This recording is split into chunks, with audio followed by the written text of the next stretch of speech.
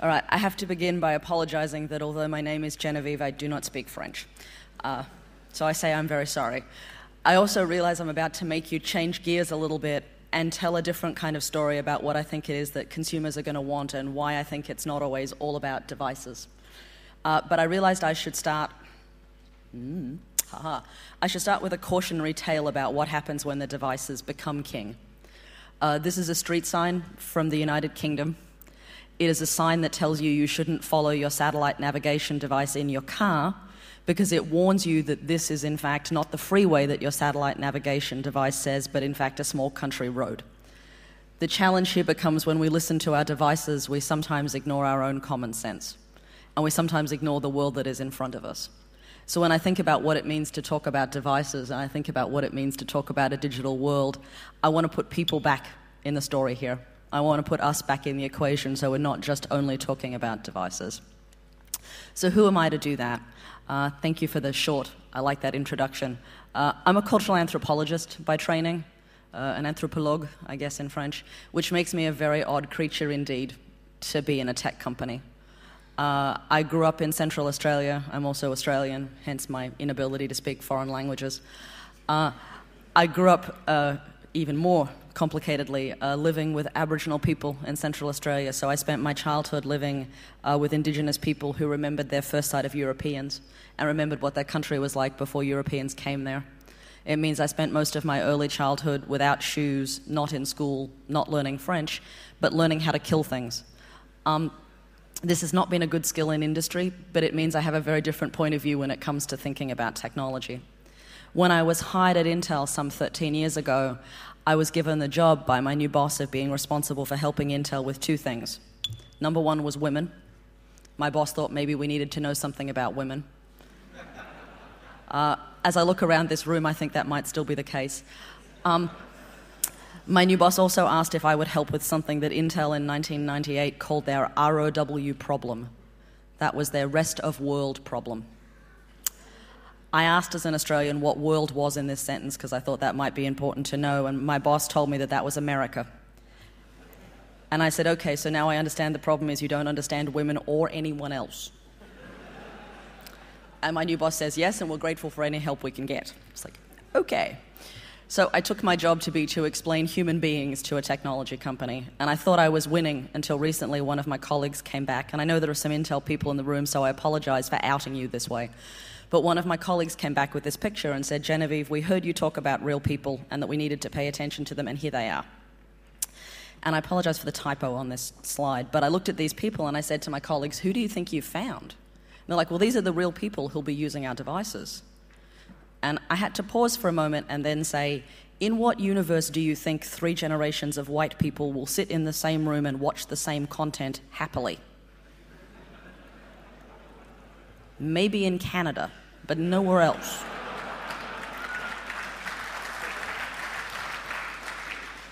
It's sad that we don't like the Canadians that way. There are also so many other things wrong with this image when you start to think about who it is that's going to use devices.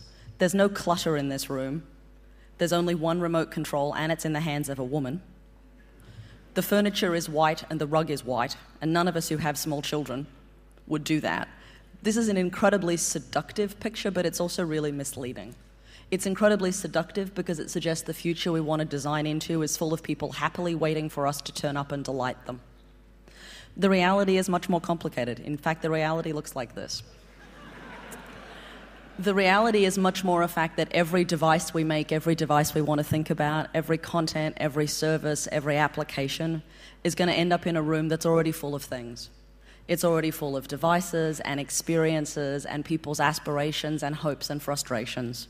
It's like this room. It has 7 remote controls, a television, a VCR, a DVD, a Blu-ray player, a smart set-top box, a telephone, an automatic foot massage machine, as you do, an air conditioner, and a fax and photocopying machine.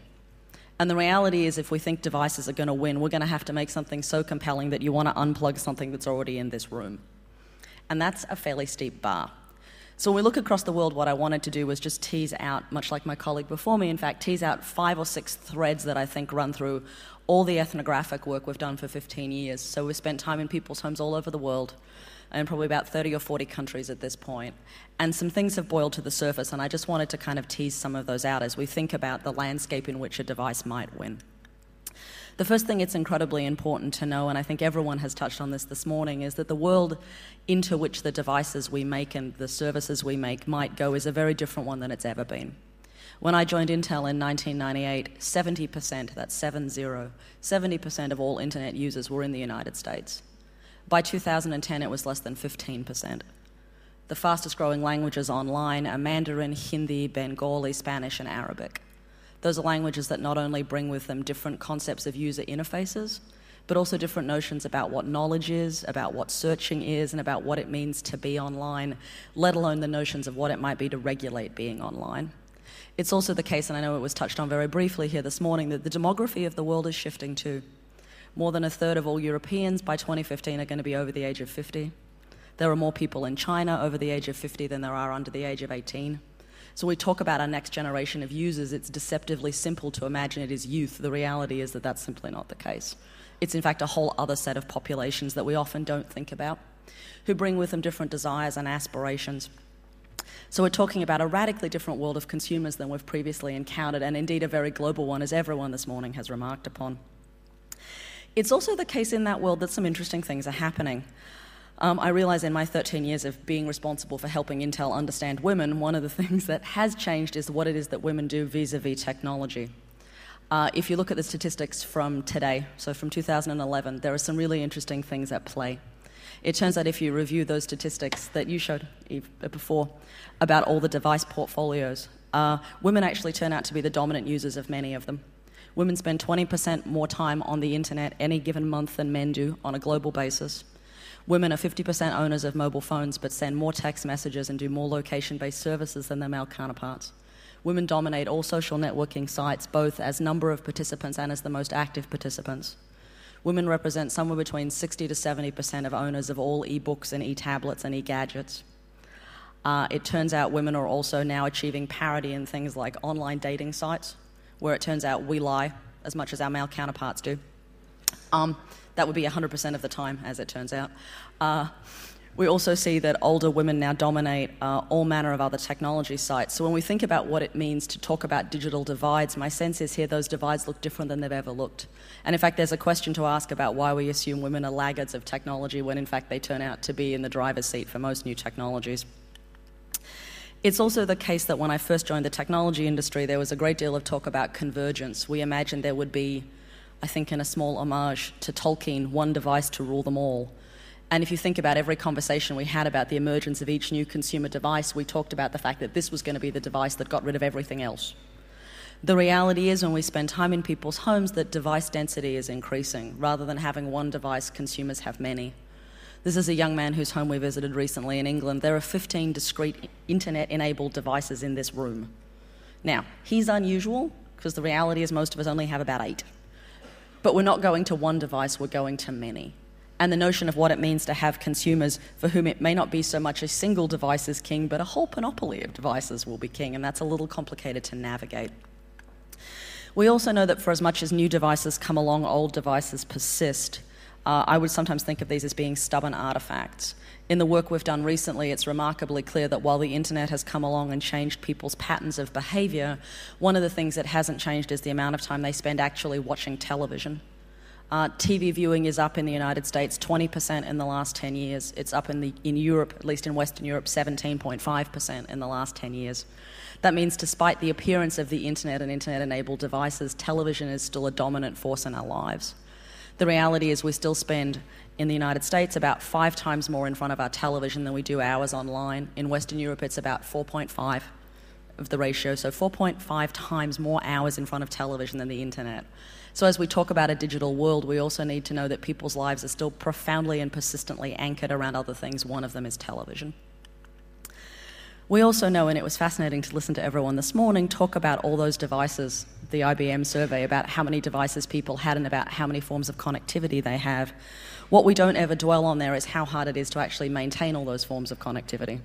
whether it is the challenges of multiple service provisioners and multiple service providers, whether it's the challenges of multiple billing structures, whether it's the challenges of devices that require different plugs and different manners of being connected. One of the things we've constantly heard from consumers is that managing all that connectivity isn't easy. I interviewed a young woman recently who told me, and I was talking to this to my colleagues at Intel yesterday, that she thought of her devices as being like a backpack full of baby birds with their mouths open, screaming, "Feed me, feed me, feed me." And that sometimes what she wanted to do was zip up the backpack and throw it in the river, which is a very graphic image, but suggested that this notion of a world of many devices is also a world of a great deal of complexity, because managing being connected is not an untrivial process. It also turns out, however, in the work we've done, that consumers are equally interested in being disconnected. We talk a lot about what it means to have a world of constant connectivity, of being always on. It turns out that consumers in whose homes we have spent time recently are actually much more interested in working out how they can get disconnected.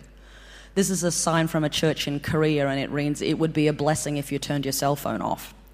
The sign next to it reads, "Turn off your phone and listen for the call of God." What both of these suggest is that consumers are also looking for ways to not be connected. We hear people talk about what it means to have bedrooms without Blackberries, beds without iPads, weekends without laptops. And as we hear people worry through those issues, I suspect it is the case that as we imagine a world in which devices are constantly connected, we also need to imagine a world for consumers where they can be intermittently disconnected. Because it turns out as people, we actually need some downtime. By the same token, if you imagine this entire world of devices, we also know that there's a piece that we never talk about, which is what it is we're asking consumers to manage. This comes from what has to be my all-time favorite website ever, something called ratemynetworkdiagram.com. Yes, this is hot or not for the geek set. Basically, you make your network diagram and you post it to the internet, and other people rate it as to whether it's good or not. What's terrifying is this is a home network diagram that was supposedly simple. This is a simple home network. This is what we're asking consumers to do, and all of those plans that everyone sketched out this morning, we're actually imagining that consumers are going to have enough IT in their homes that they should have IT professionals supporting it, but they don't. So as we think about what it means to imagine a world where a device might be king or devices are king, we also have to think about ease of use, we have to think about networking support, and we have to think about how it is that consumers are going to find their way through managing all of this. And managing it all as they develop all sorts of new anxieties. We've spent a lot of time with consumers over the last 15 years. They've spent a lot of time talking to us about privacy and about security and trust and risk. These days, consumers also talk to us about reputation and sustainability. They talk to us about what it means to have devices that know where they are and know what they're doing. They worry less about privacy, but about what those devices are going to say about them. Will that device actually tell someone else what you're really watching on television? Will that device pre-propagate a system that says where you are and what you're up to? And for consumers, the anxieties are shifting but multiple. So again, when we think about what it means to have devices being central to the equation or services and applications, we have to think this is not in some ways emotionally neutral. And last but by no means least, and both of our kickoff plenary speakers touched on this, we also have to think about who's going to help regulate here. The chances are when we start to talk about devices that cross-cut entertainment, communication, old forms of telephony, as well as infrastructure, traffic patterns, etc., we're no longer talking about a single government department or a single regulatory authority. We're also talking about a whole series of other social institutions that want to be part of the conversation, whether it is the church, whether it is community centres, whether it is various kinds of lobby groups and individual sort of social institutions. There are a whole lot of people who want to be part of the larger conversation that we will soon inhabit here. So where does that leave us? When I think about what it is that people might want from their future computing devices, the devices that we say might be king, I think there are a whole series of things we've heard from our fieldwork. People want devices that are adaptable. They want devices that are anticipatory, that know a little bit about what they want and don't require so much work. They want devices that are predictive.